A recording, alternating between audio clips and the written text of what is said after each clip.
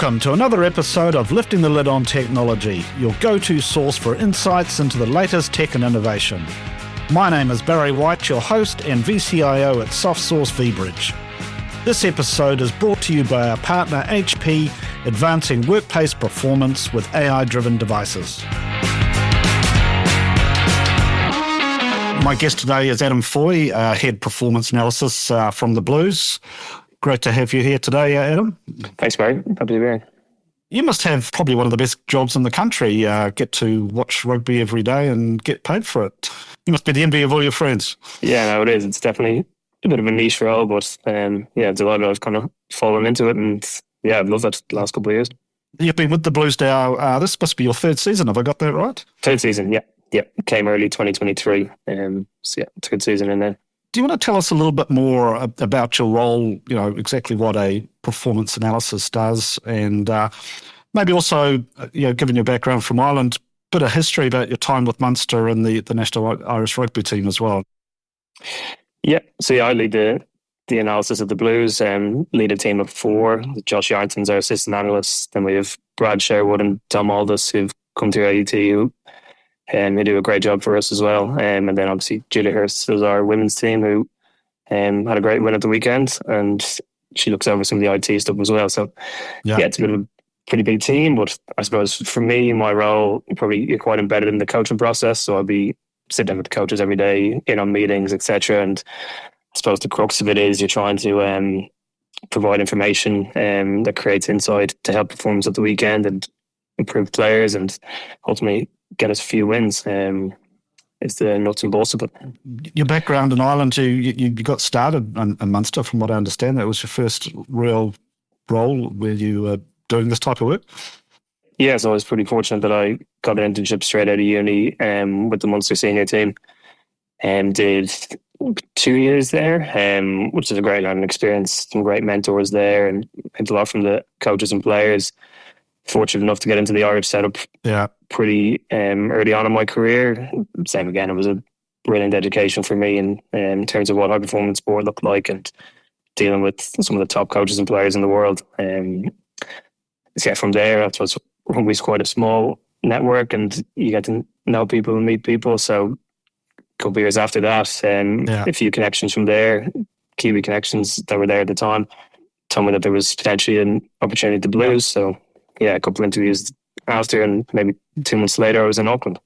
Yeah. Oh, well, it's great to have you here, and certainly after last season, that was great. I guess you won't talk about the season so much, but there's still time, right? There's still time. Definitely. So, from what I understand, Adam, you've also had a bit of background in coaching as well, and the reason I asked that question was more around, I guess, being a data analyst, having that coaching background and the playing background, that must really, really help a lot in what you're doing. It's not just about crunching numbers, right? Yeah, definitely. And there's probably a little bit of a misconception sometimes what we do or where we sit. I suppose if you have a spectrum of data and analytics one side and then coaching, gut feel the other side, we probably sit in the middle somewhere. Yeah. So again, data informs to us at times where the team can go or areas we can improve on. But then I suppose the other side of that is having a deep understanding of the game and background in the game allows you to understand with the amount of data what's important to look at and where you need to look at to try and bring insight to the team and help them improve. So could you paint a picture for us? Maybe we see the coaches' booth on TV and we see the laptops there. Anybody seems to be looking at the laptops while the game's progressing. Can you kind of paint a bit of a picture for us just how data shapes your planning for each game and training sessions, and particularly as you're going through the season, imagine you're not just looking at it from a player performance point of view, but you're also looking at it from the opposition point of view as well, right? Yeah, definitely. There's probably a couple of key areas that we'll look at. So throughout our week, opposition analysis is obviously massively important. We'll generally work a week ahead of the team. So it's like today on our day off, I'll be looking at the Reds who we play in about 10 days' time. And then we'll have a meeting with the coaching group on Friday and present, I suppose, the bones of the strategy there. And there'll be some good robust discussion around how we go about the game plan. And then from, I suppose, the player point of view, we'll then present that strategy Monday, Tuesday to them, have a lot to do with that process. And then obviously we'll review our own game, review our own players after games, training? Are we training the plan that we're trying to execute at the weekend? And then obviously from an individual point of view, is there certain areas we can help players with? And definitely trying to use data as a tool rather than as a weapon. I suppose in the past, or maybe at the start, when data analysis was used, it might have been more just looking at the negatives, but can you look at the positives? Can you see improvement and try and help players improve in that way as well? Yeah. So I guess if we sort of dig into that a little bit further, and I guess for our listeners who are probably not familiar with what that actually looks like, a big part of your role, so I understand it, is obviously looking at video material, and we'll talk a bit about that. And that's pretty easy to get your head around. But how does that kind of mash up with the actual data side of it? And I've heard this term coding used as well. But how do those two things kind of sit together? And I guess where does that data come from? The main software that we use is called Hudl SportsCode, which integrates video and data, which what we use every day. And coaches will use it, and the players have the ability to use it as well. And so coding is effectively it's tagging clips of the game and then layering on data labels to that are kind of key metrics that we'll look at or we feel important as a coaching group to monitor. And so that's part of our data. And then we have third-party data as well from Stats Perform, who provide data to all the teams in New Zealand. And we'll have data not just from our game or our competition, but we'll get data on competitions and players throughout the world. Yeah. And correct me if I'm wrong on this, but my understanding is that the players themselves have a sort of a tracking device in their shirts as well, and that forms part of the data. I was aware of that from previous years, but when I first heard about it, I thought, really? Yeah, so that's kind of GPS data tracking all kind of the physical metrics. That's more the physical performance side, so that'll be Mark Bennett and his team, and we'll generate a lot of that a bit quite closely. There'll be a bit of crossover between ourselves and them in terms of how we might integrate that into reviews, etc. But for the most part, we're just looking at game data, player data, more based around the actual game than the athletic performance side of it. What about referee data? Are we all scream and yell at the TV set? And I think last year's World Cup, there was a fair amount of that going on, especially with the TMO and so forth. Does that form part of the data set that you're looking at? Yeah, definitely. Yeah, we've Stats Perform and they'll code just as they would player interaction or player involvement, so code referee involvements as well, and we'll get all that data through Power BI. We'll definitely look at it each week, depending on which referee we have, and potentially just some of the variances in types of penalties they reward, that kind of thing. If they're hot on offside or particular causing the scrum that we might need to talk to players about. It's definitely a small part of it, but it can be an important part, especially as you get into the business end of the season. Yeah. What about the TMO? I don't suppose you can get any stats off there, can you? No, we don't get stats on the TMO. No. I think you should, if you want my personal opinion, but we won't delve into that. Some years ago, I had the pleasure of spending a very similar podcast with Troy Weber. Back in those days, he was talking about some of the tools he was using and also some of the challenges he was having around collecting data and storing data. How's that evolved in your time there? And I guess where's that heading as well from a data management point of view? I mean, this is an IT podcast after all, so I have to ask a few techie questions. Yeah, no, absolutely. Yeah, it probably hasn't changed a massive amount from where it was. Like the NZR they do some great work in providing us with, us and all the other teams, with quantity and quality of data. And I suppose it's up to us how we best use it. So that'll come into our Power BI reports too. I think it's Amazon Redshift.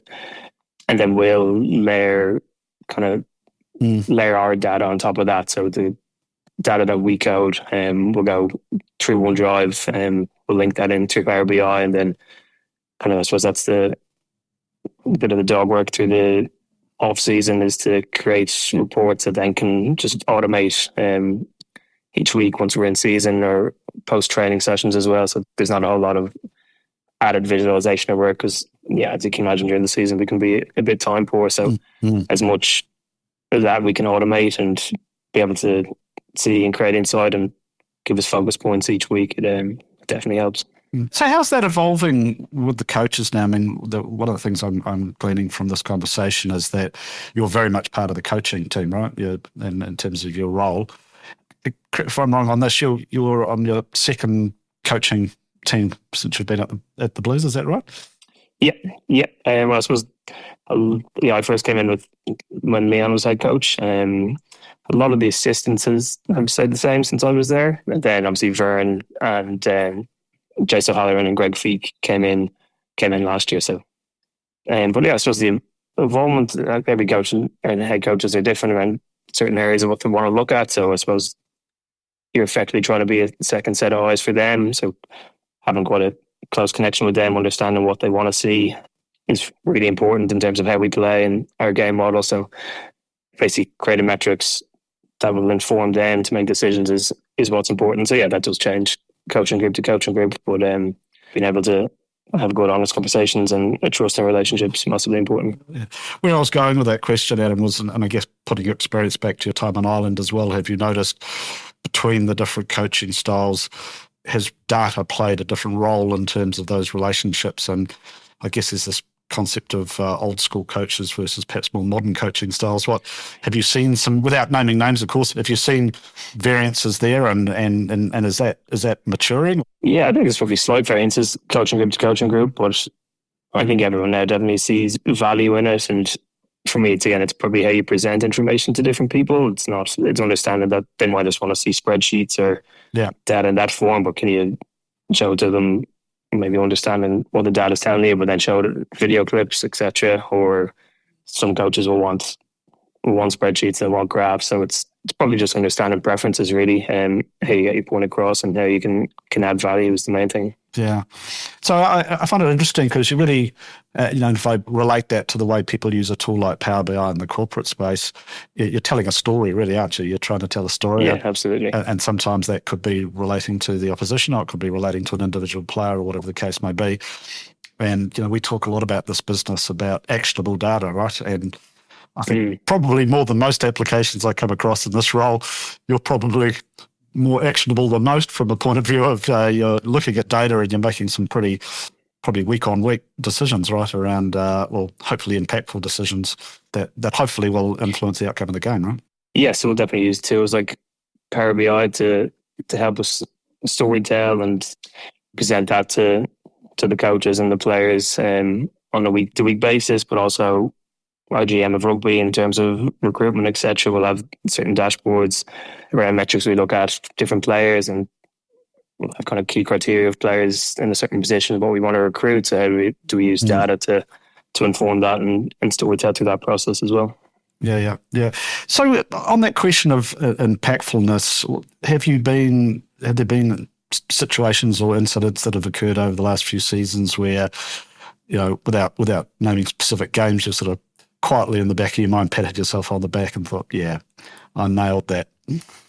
I suppose it's definitely a collaborative approach.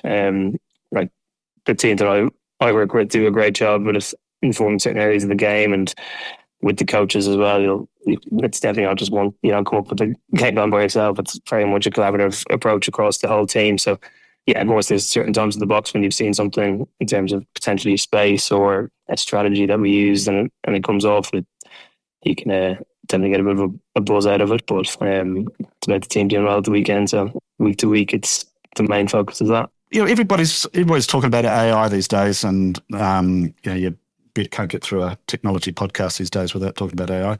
What are some of the technologies out there that you're aware of that may impact the sport, and particularly in terms of your role as a data analysis? What are there things out there that you see evolving that could be really impactful in terms of the data?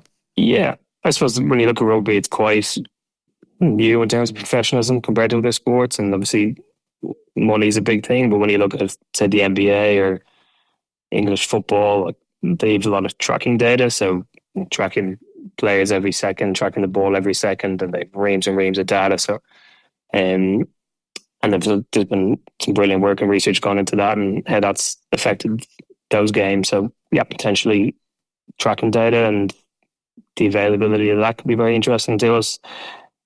I suppose kind of machine learning, and we do a little bit. We'll incorporate into our Power BI reports some regression analysis around understanding what the key metrics are to winning certain games, etc. So that's already a part of our process, but I suppose improving that and kind of train those algorithms to be even more precise, because you need that, keep needing good data and the next level of data is the main thing. So my understanding is that from a data perspective, and you touched on some of those sources a little bit earlier on, my understanding is that here in New Zealand, that is actually centralised around the New Zealand Rugby Union, right? Is that unique sort of internationally? Is that? I think it depends on the unions probably. I think Ireland and New Zealand are quite similar in that regard, with the franchises or teams being under that kind of hierarchy or NZR. I think potentially in France and England, when the teams are owned privately, that's probably quite different. And I'd assume teams have to actually go out and have these relationships and build their own systems. JC Lee at the NZR does an awesome job at providing us with all the information we need, and Jimmy Hamilton, the All Blacks analyst, is really helpful in that regard too. And the other thing I was interested in was some of the video material. We've talked quite a bit about, data and collecting data, but obviously video is a major part of that as well. Talk us through that a little bit, because you get to see video footage that us mere mortals don't get to see on Sky TV, right? So we get a very controlled package of material, and it obviously cuts from cut to cut, but my understanding is that you get to see all of it, right? Irrespective of whether the camera's live or not, right? Yeah, exactly. Yeah. So we'll get 4 feeds from Sky into our box. So it'll be that TV view that everyone would see, and then we'll get a wide view, constant wide view, a constant view behind the goal, and then a tighter view for more detail around the ruck and set piece. And then added to that, each home team will video a reverse angle and then a kind of wider view behind the goal as well. So there's a really good relationship between all the analysts across Super Rugby specifically, and we'll share all that footage with each other. And I suppose you can get access to 6 angles for every game across the competition, so everyone has access to it. So it's how you use it best, and the club just put a huge amount of time and effort into watching the video as well, so it's a collaborative process too. Yeah. So have you ever had any situations where you thought the TMO was wrong? Potentially once or twice, but no, generally they're there doing the best for the game. Yep. Hey, Adam, well, that's probably a good place to kind of stop and look. I find that absolutely fascinating, and I'm really interested to see where over the next year or two where it all goes, and it'll be interesting to come back to that AI question again in a few years' time and to revisit to see how that's really impacted the types of things you're doing. With how many games have got to go this season? We have 6 games left plus a bye week. Yeah, so Christchurch just begun. No pressure then, Adam. For that reason, I better let you get back to your data. Thanks a lot. All right, great to talk to you. Cheers, mate. Thanks for listening to another episode of Lifting the Lid on Technology, brought to you by our partner HP. I'm Barry White, signing off until next time. Join us again for more insights and commentary on the technologies shaping our future.